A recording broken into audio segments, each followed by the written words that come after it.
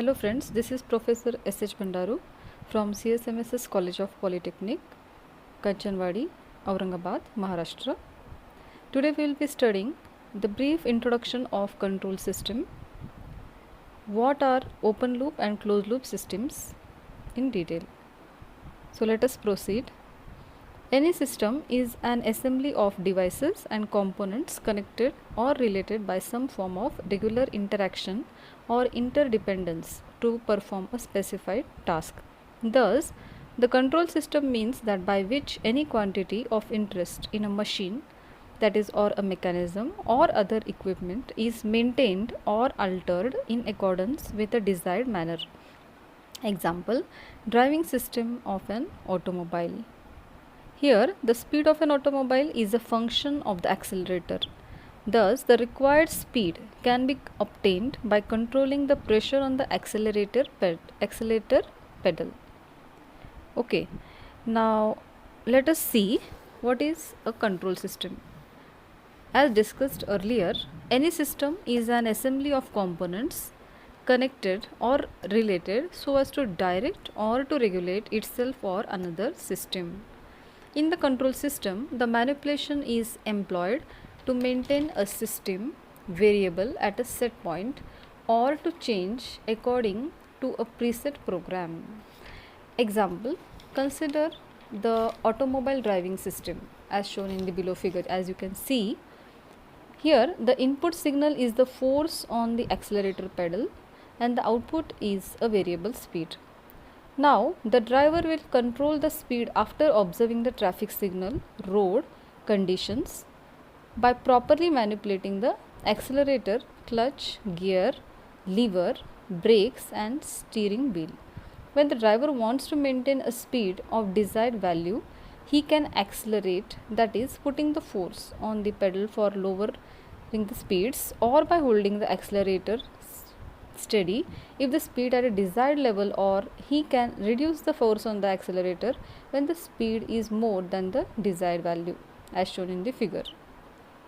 Now further, let us see the classification of the control systems.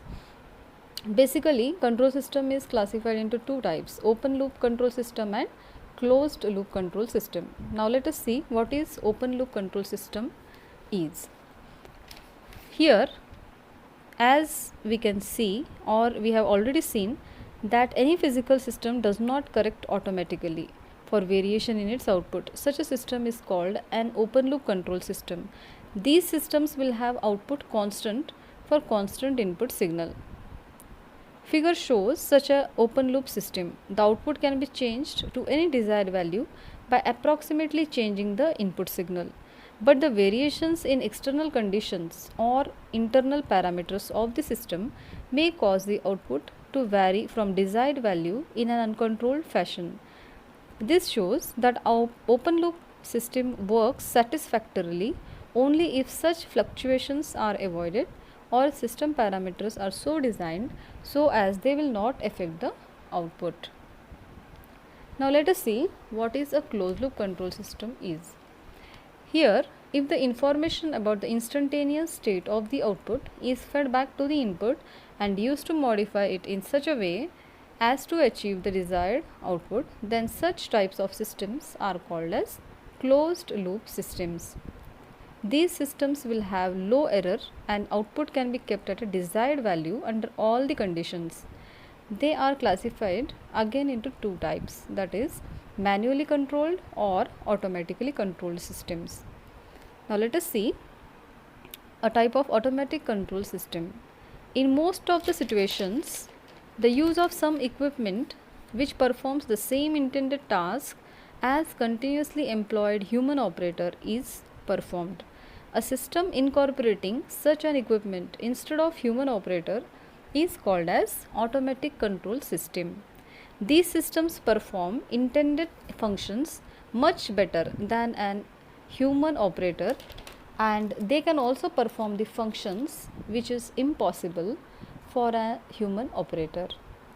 As you can see in the block diagram of an automatic control system, an error signal is produced by the error detector. after it compares the signal obtained through the feedback elements, which is a function of output response and the input reference signal. If there is any difference between the two signals, an error or activating signal is produced. This signal further activates the control element, which in turn acts in such a manner so as to reduce the error. Now, some of the automatic control system examples are, for example, you can consider automatic level controller or a missile launching and guidance system. In the next lecture, we will be studying these examples in more details and also the transfer function and modeling of such systems. Thank you so much. If you have any queries, please leave it in the comment section. Thank you.